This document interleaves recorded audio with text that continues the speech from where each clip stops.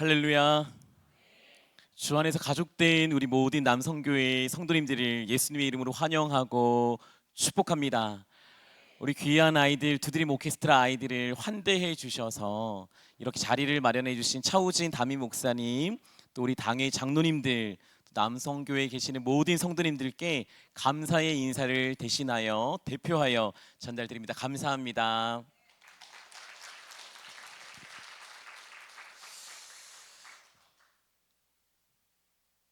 평소 존경하는 우리 차우진 목사님의 목회하시는 귀한 곳에서 말씀을 나눌 수 있는 은혜가 저 개인에게 있어서 또 너무 감사하고, 또 우리 귀한 아이들 여러분들에게 또 연주로 작은 은혜를 전할 수 있어서 너무 감사한 밤인 것 같습니다. 여러분, 오늘 끝날 때까지 온 마음 다해 응원해 주시고 축복해 주실 거지요? 그러면 힘을 가지고 오늘도 나눔을 가져보려고 합니다. 여러분, 누군가의 인생의 명암 그리고 인생의 성패를 좌우하는 것은 돈과 명예는 아닌 것 같습니다. 많은 이들이 돈과 명예를 추구하고 있지만 돈과 명예에 인생의 흥망성쇠가 달려 있는 건 아닌 것 같아요. 누가 나의 목자인지가 우리들의 성공의 여부요, 우리 인생의 승리의 여부가 되는 줄 믿습니다. 그런 점에서 성도가 가져야 할 가장 강력한 신앙 고백은 시편 23편 1절이라고 저는 생각해요. 이렇게 말하는 거죠. 여호와는 나의 목자시니 내게 부족함이 없으리로다. 다르게 번역하면 하나님이 나의 목자셔서 저에게 모자란 것이 없습니다. 여러분, 모자란 것이 없으신가요? 정말 하나님이 여러분의 목자이시기 때문에 여러분의 인생, 여러분의 삶에 모자람이 없으신 줄 고백하십니까? 그렇죠. 그렇다면 그 인생은 모자람이 없는 인생이요, 우리 인생은 그 어디를 가든지 푸른 초장과 쉴만한 물가가 될 줄을 예수님의 이름으로 축복하고 믿습니다. 양과 목자라고 하는 책이 있어요. 제 대학 시절 저를 감동시켰던 책 중에 하나인데요, 거기에 저자 필립 켈러라는 사람은 목자의 틈새에서 자랐던 인물입니다. 목자들의 틈새에서 팔레스타인 지역의 목자들의 모습을 보면서 자랐고 7년 8년 동안 청년 시절 직접 목장을 거느리고 목자로서 살아갔던 인물, 팔레스타인 지방의 목자가 어떤 모습인지를 누구보다 잘 알았던 인물이었어요. 책에는 그 사람이 자기가 목자였었던 시절에 자기 옆에 있던 목장의 목자에 대한 이야기를 소개하고 있습니다. 그는 양들에게 아무런 관심이 없었어요. 양들이 먹거나 마시거나 어떤 것을 하는지 도통 관심이 없었다고 합니다. 양들에게 무관심할 뿐만 아니라 풀이 자라는지 먹을만 한지 아무런 관리도 하지 않았다고 해요. 여름이건 겨울이건 그 양들은 그저 각기 자기의 옳은 대로 찾아다니면서 흙탕물을 먹기도 하고 더러운 풀을 먹기도 했다는 것이죠. 그러다가 맹수들의 먹잇감이 돼서 죽는 일도 빈번했다고 합니다. 여러분, 양들은 시야가 좁지요. 시력이 좋지 않아서 가까이밖에 보지를 못해요. 넓게도 멀리도 보지 못하는 것이 양들의 시야입니다. 그 방치된 양들은요, 시간이 지날수록 말라가기 시작했습니다. 영양분이 없으니까 온몸에 털이 빠지기도 하고 털이 비어있는 곳에는 얼룩이 지어있는 모습도 보이기 시작했습니다. 쇠약했던 것이죠. 필리 켈러의 기억 속에 그 야위어 가는 양들, 그 양들은요, 너무나도 애처로운 우리들의 모습처럼 보였다는 거죠. 목자가 없는, 하나님이 아니라 잘못된 목자를 추구하고 돈과 명예, 세상의 것들을 추구하는 그들에겐 그 돈과 명예와 세상이 우리를 목자로 지켜주지 않기에 쇠약해져가고 병들어가는 모습을 보게 되었다고 그는 고백합니다. 그렇습니다. 그 양들을 바라보며 그가 깨달았던 것처럼 한 사람의 운명을 결정짓는 것은 인생의 대장이 누구신가, 관리자가 누구이신가, 목자와 청지기가 누구이신가라는 점인 거죠. 오늘 읽으신 본문에 바로 그런 모습이 등장하고 있습니다. 정말 멋진 목자, 그 목자가 너무나도 많은 사람들 앞에 지금 서 있어요. 여러분 읽으셨지요? 남자만 5천 명의 사람들이 몰려들어 있는 공간이었습니다. 여자와 아이를 합하면 2만여 명의 사람들이 모여있던 공간이었던 것 같아요. 마치 지난주에 있었던 부산에서 있었던 BTS의 공연, BTS를 아시나요? 저희가 주일날 왔는데 그 여파가 남아서 아직도 수많은 관광객들이 해운대에 있는 것을 저희가 목격을 했었습니다.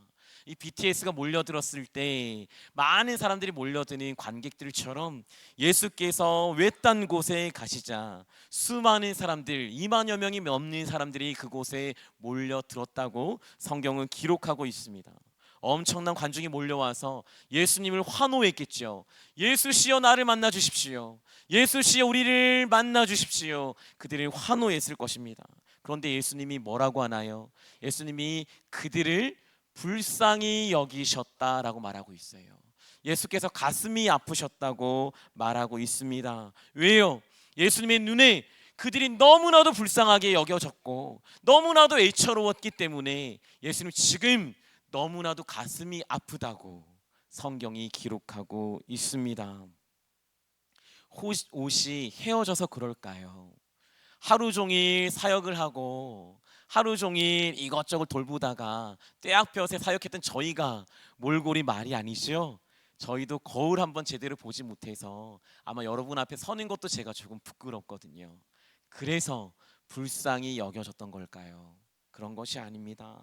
그들이 단순히 배가 고팠기 때문일까요? 그렇지 않습니다. 본문은 단호하게 예수께서 왜 슬퍼하셨는지를 말씀하고 있지요. 새 번역으로 34절을 보시면 그들이 마치 목자 없는 양과 같으므로, 좋은 목자가 없는 양과 같으므로 그들을 불쌍히 여기셨다고 말하고 있습니다.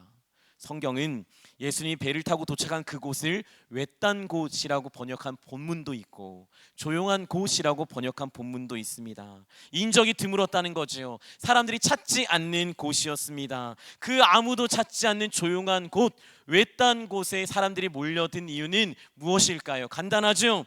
어디로 가야 할지, 무엇을 선택해야 될지 사람들이 몰랐던 겁니다. 돈을 추구해 보기도 했고요, 건강을 추구해 보기도 했고요, 외모를 신경 써 보기도 했고요, 세상을 따라가 보기도 했는데 그 누구도 우리를 부유하게 만들어주지 않더라는 거예요. 근데 소문이 들립니다. 예수라는 사람을 만나면, 혹시나 소문으로 듣던 저 사람을 만나면 내 인생 바뀔 수 있을까? 저 사람은 내 인생을 지도하는 목자가 될 수 있을까?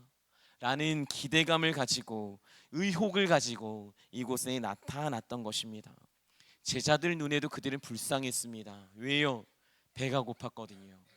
제자들 눈에 그들은 불쌍했습니다. 35절에 그들이 말을 하는 거지요. 예수님, 여기는 빈들이고 날도 이미 저물었습니다. 이 본문 앞은 어떤 내용이냐? 예수님이 그들에게 가르치고 있는 겁니다. 예수님이 지금 설교하고 계신 거예요. 예수님이 저처럼 설교를 하고 계시고 가르치고 있는데 저기서 제자들 누구가 와서 똑똑똑 두드리는 거예요. 예수님, 뭐 하고 계신 거예요? 여기는 빈들입니다. 날 보세요. 저물어 가고 있어요. 어두운 해질녘에 너무나도 슬픈 이 시간, 외딴 곳에 먹을 것도 없는데 뭐 하고 계신 거예요? 저들은 지금 배가 고픕니다. 그게 슬픈 거예요 라고 말하고 있는 것입니다. 배가 고프니 어떻게 하면 좋겠니? 라고 물으시는 예수님 앞에 그들은 대답합니다. 각자 자신의 돈으로 마을에 가서 먹을 것을 사 먹게 하면 될 것 같아요. 어떻게 저희가 그들의 배고픔까지도 관여하겠습니까? 예수님이 가르치는 것으로 방해하지만 않으시면 그들은 마을에 가서 자기 스스로 뭔가 먹을 수 있을 것 같아요 라고 말했어요. 예수님의 시각은 조금 달랐습니다. 그들이 그토록 불쌍한 건 배가 고파서가 아니라, 이 외딴 곳에 모여 있어서가 아니라, 지금이 저녁이어서 너무 슬픈 것이 아니라, 저들에게 목자가 없는 것이 너무 슬프다라고 말을 하고 있는 거예요. 그래서 가르치셨던 거예요. 뭘 가르치셨을까요? 내가 선한 목자다라고요. 너희들 목자가 없어? 어디로 가야 할지 모르겠어? 멀리 보이지 않지, 앞도 보이지 않지, 누구를 따라야 될지 모르겠지. 나라니까. 내가 선한 목자야. 내가 가르쳐 줄게. 나를 제발 따라와. 그러면 푸른 초장이 보일 거고 쉴 만한 물가가 너희를 기다리고 있을 거야 라고 말하고 있는 거예요. 그 설교를 하시면서 기대했겠죠. 다윗처럼 여호와는 나의 목자시니 내게는 부족한 모자람이 없어요 라고 고백하는 누군가가 나타나기를 바라고 있었을 것입니다. 여러분 기억하세요. 예수님과 함께한 바로 그곳도 남들이 찾지 않은 외딴 곳일 수 있었습니다. 그래요, 선한 목자이신 예수님이 있어도 그곳은 외딴 곳인 게 분명했습니다. 남들에게 주목하지 않는 곳이었던 거죠. 예수님과 함께한 바로 그곳도 때로는 배가 고프고 남들 눈에 불쌍해 보일 수 있는 곳일 수 있다는 거예요. 우리 인생도 예수님이 함께 하시는 인생이어도 때로는 슬프고 어렵고 외로워 보일 수도 있는 겁니다. 남들 눈에는 뭐 하고 있는 거냐고, 교회 가서 설교 듣고 있을 때가 아니라 지금도 발버둥 치며 시냇가를 찾아야 될 때가 아니냐고 말할 수 있는 겁니다. 맞습니다. 다윗은 시편 23편을 이렇게 고백하고 있습니다. 넓은 곳에서, 대단한 곳에서 고백했던 것이 아니라 다윗이 그 여호와는 나의 목자십니다 고백했던 그곳은 사망의 그림자가 드리웠던 골짜기였습니다. 대개 사람들은요, 골짜기에 있으면 슬퍼합니다. 여러분 혹시 지금도 죽음의 골짜기, 사망의 음침한 골짜기를 걷고 계신 분들 이 자리에 계신가요? 뭔가 나를 엄습하는 것 같고 두렵고 떨리는 분 계신가요? 그래서 내 눈에 골짜기만 보이고 계신 분 계신가요? 그래서 하나님 내게는 아무것도 없다고요, 여기는 골짜기라고요 라고 고백하는 분들이 이 자리에 계십니까? 바로 거기서 다윗은 골짜기를 바라보지 않았습니다. 여호와 하나님을 바라본 줄 믿습니다. 여호와는 나의 목자시니 내가 여기 서 있어도 하나님 거기 서 계시면 저에게 모자란 게 없습니다. 하나님, 나 지금 사망의 음침한 골짜기, 죽음이 언제 다가올지 모르는 인생이지만 하나님 내 목자 맞으세요? 그럼 저 더 가실 게 아무것도 없어요. 하나님이면 충분합니다라고 말하고 있는 거예요. 그는 믿어요. 목자이신 그분이 나를 방치하지 않고 푸른 풀밭으로, 시냇가로 나를 인도하실 거라고 말입니다. 목자가 있어야 바른 길로 갈 수 있는 존재가 바로 양입니다. 내 눈엔 아무것도 보이지 않기 때문이에요. 푸른 풀밭이 보이지 않는 존재, 시냇가가 보이지 않는 존재가 바로 양들입니다. 그래서 마태복음 9장 36절은 이렇게 말을 하는 겁니다. 그들이 목자 없는 양과 같이 고생하며 기진함이라. 나를 이끌어주는 목자가 없으면, 내가 목자를 따라가지 않으면 내 인생은 기진하다라는 거예요. 쓰러질 것처럼 힘겹고 아프다라는 것입니다. 혹시 이 자리에 어디로 갈지 몰라서, 누구를 따라야 할지 몰라서, 내 인생에 이정표와 나침반이 없는 것 같아서 외롭고 기진, 너무나도 쓸쓸하게 무너져 가는 것 같은 분들이 계신가요? 그래서 선한 목자의 음성 들으시기 위하여 이 자리에 나오신 분이 있으시다면, 여러분, 하나님이 말씀하십니다. 내가 반드시 지팡이와 막대기로 너를 도와서 저기 푸른 풀밭과 시냇가로 너희를 인도할 거야 라고 말입니다. 홀로 지친 여러분 응원합니다. 예수님이 여러분의 목자이십니다. 근데 우리는 따지는 거예요. 문제는 예수님이 목자인 걸 알겠다는 거죠. 근데 그러면 왜 우리는 골짜기를 걷고 있느냐는 것입니다. 여러분 등산해 보셨어요? 등산할 때 어디로 올라가던가요? 대개 정상으로 올라가는 길은 어디로 나 있나요? 골짜기로 나 있습니다. 골짜기에 뭐가 있나요? 계곡이 있어요. 목을 축이고 싶을 때 물을 마실 수가 있고, 힘이 들 때 잠시 발을 담글 수 있는 바로 그곳이 골짜기입니다. 양과 목자라는 책에 이렇게 설명을 하고 있습니다. 고지로 향하여 난 길 중 가장 경사가 완만하고 옆에 계곡이 흘러서 시원하게 당신의 목을 축일 수 있는 물이 있어 길이 나 있는 곳, 바로 거기가 골짜기다. 골짜기는 죽으라고 있는 곳이 아닙니다. 야, 왜 거기 있냐고? 거기 물이 있어. 마셔. 올라가다 지치면 발을 담궈 마셔. 라고 말씀하는 거예요. 그가 목자와 함께 지냈다고 했죠. 그가 목자였다고 했죠. 여러분, 가나안 땅의 목자들은요, 여름이 되면 양들을 이끌고 산 꼭대기를 향하여 올라간다고 해요. 산 꼭대기에는 넓은 초원과 목장이 있습니다. 푸른 풀밭은 저기 밑에 있는 게 아닙니다. 저 고지의 가장 높은 그곳에 푸른 풀밭이 있고 쉴만한 물가가 팔레스타인에는 존재한다고 합니다. 근데 그 길 중에 가장 안전한 길이 골짜기라고 그는 고백하고 있는 것입니다. 사랑하는 여러분, 하나님은 여러분들을 고생시키기 위하여 그 길로 데려가고 계신 게 아닙니다. 고지로 올라가는 가장 완만하고 아름답고 좋은 길, 거기로 향하여 여러분을 이끌고 계시다라는 것이죠.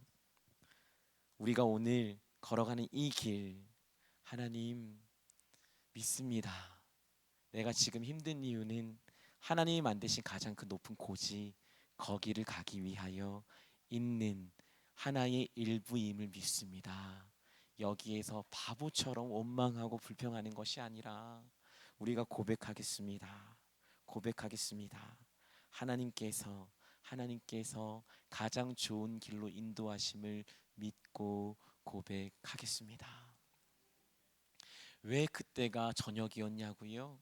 사람들은 말합니다. 저녁인데 뭐 하냐고요? 이런 빈들에서 뭐 하냐고요? 그래서 예수님은 말씀하시는 거예요. 빈들이어서, 외딴 곳이어서 2만 명 우리 모두가 이곳에서 함께 도시락을 먹을 수 있는 게 아니냐고요.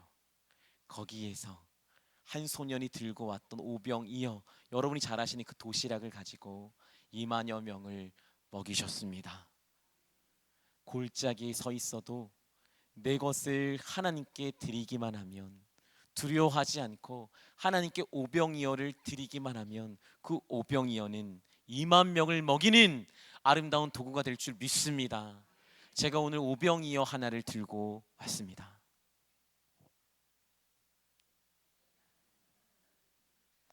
지금 고민하고 계시잖아요. 고민하고 계시죠? 어떤 고민이요?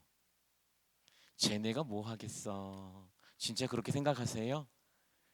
제가 오늘 명함을 6장 받았습니다. 왜요? 여기도 와주세요. 여기도 와주세요. 이렇게까지 은혜로울지 몰랐다는 거예요. 하나님께 드려졌던 그 오병이어, 세상을 뒤바꾸는 기적이 될 줄 믿습니다. 여러분이 믿음으로 오늘 이 오병이어와 함께 이제 연주를 듣기 시작한다면 하나님께서 은혜의 단비를, 하늘 문을 여시고 남성교회 위에 은혜의 단비를 촉촉히 내려주실 줄을 믿습니다. 이 시간 함께